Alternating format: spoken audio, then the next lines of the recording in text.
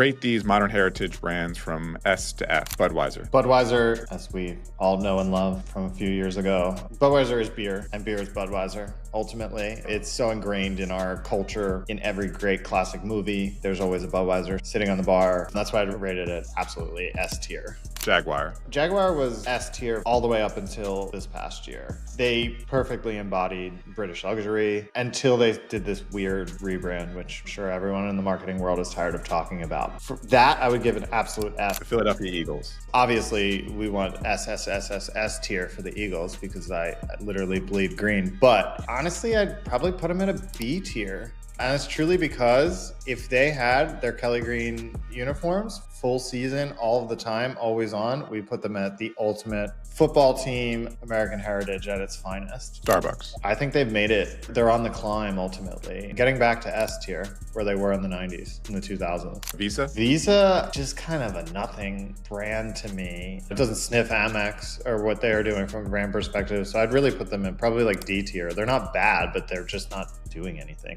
interesting.